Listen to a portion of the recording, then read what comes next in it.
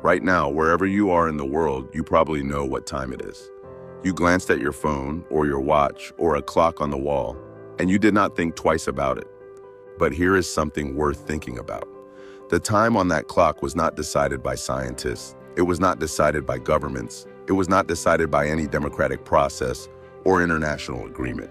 It was decided in large part by American railroad companies in the 1880s. Companies that were tired of trains running late and passengers missing connections, and then gradually imposed on the rest of the world over the following century, often over the fierce objections of the people who had to live by it. The global time system that every person on Earth now uses, the 24 time zones, the coordinated universal time, the way the entire planet synchronizes its clocks, is not a natural feature of the world. It is a commercial solution to a logistical problem, dressed up as a scientific fact.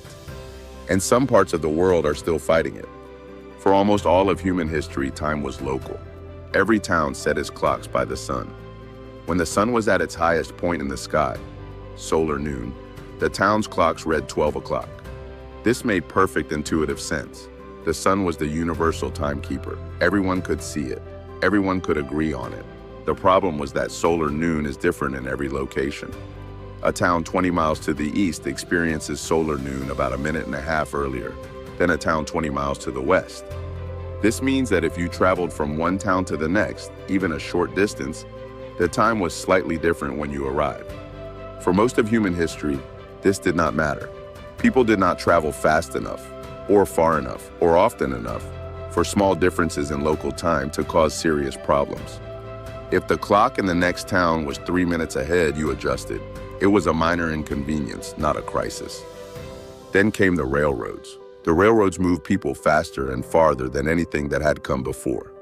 And they moved on schedules, fixed departure and arrival times printed in timetables that passengers relied on to plan their journeys. The problem was immediately apparent. A train that departed from New York at 9 o'clock in the morning was arriving in cities whose clocks showed different times, not because the train was early or late, but because local time in those cities was genuinely different from local time in New York. By the mid-19th century, the United States had dozens of different local times in use simultaneously, often varying by just minutes from one town to the next. The situation became almost impossibly complicated. Each railroad company set its timetables according to its own reference city. The Pennsylvania Railroad ran on Philadelphia time. The Baltimore and Ohio ran on Baltimore time. The New York Central ran on New York time. A passenger trying to connect between two railroads at a junction city might find that the two companies disagreed about what time it currently was, by anywhere from a few minutes to half an hour. Railway stations in major cities sometimes had multiple clocks on the wall, one for each railroad company operating from that station, all showing slightly different times. Pittsburgh, at one point, had 6 different official times in use simultaneously. This was not just confusing, it was dangerous. Trains running on different time systems on the same tracks were a recipe for collision. The pressure to standardize was not philosophical, it was practical, economic, and urgent. The man most credited with solving the problem was not a government official or a scientist. He was a railway engineer and amateur astronomer named Sandford Fleming, a Canadian who had missed a train in Ireland in 1876 because of a misprint in the timetable, and who spent the following years obsessed with the idea of a rational global time system. Fleming proposed dividing the world into 24 time zones, each 1 hour apart, centered on lines of longitude spaced 15 degrees apart around the globe. Within each zone, all clocks would show the same time. The boundary between zones would be agreed in advance. The whole system would be anchored to a single prime meridian, a fixed reference line from which all other times would be calculated. It was an elegant idea, but it required someone to actually implement it.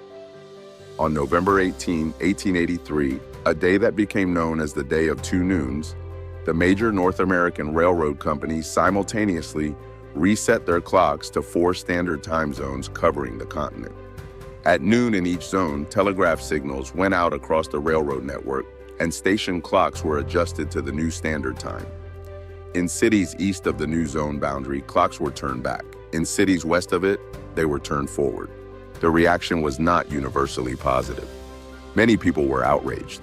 Local newspapers called it an attack on natural time, an arrogant imposition by commercial interests on communities that had been setting their clocks by the sun for generations. Some cities refused to adopt railroad time and maintain their own local time for years afterward. The mayor of Bangor, Maine, declared that his city would keep its own time regardless of what the railroads decided. But the logic of the system was irresistible. Travel, trade, and communication increasingly required a common time reference. The railroads had the practical power to enforce their standard on anyone who wanted to use their network, which, by the 1880s, was almost everyone. The United States government did not officially adopt standard time zones until 1918, 35 years after the railroads had already imposed them. The law merely formalized what the railroads had already made inevitable. Internationally, the process was slower and more contentious.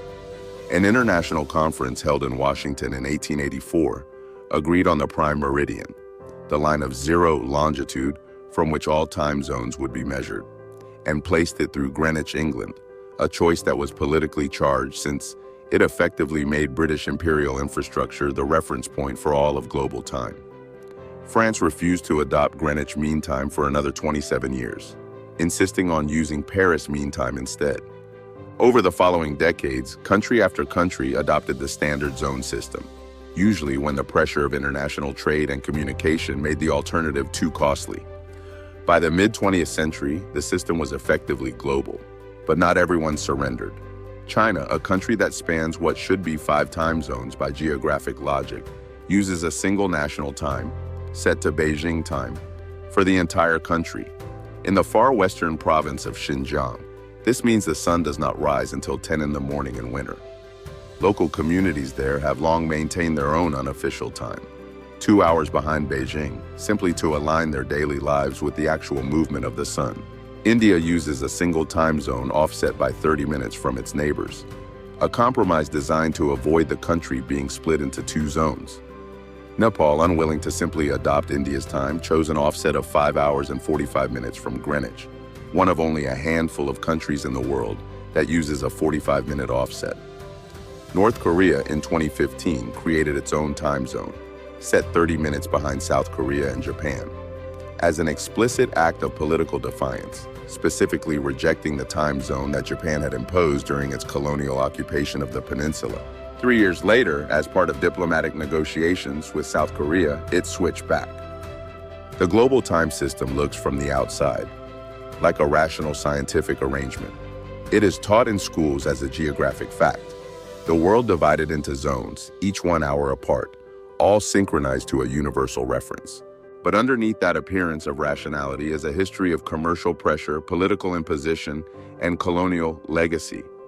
The prime meridian runs through Greenwich, not because Greenwich is the center of the world, but because Britain was the dominant naval power in 1884, and its hydrographic charts were the ones most widely used by ships at sea. The 24-zone system was adopted not because a global scientific committee determined it was optimal, but because American railroad companies needed their trains to run on time.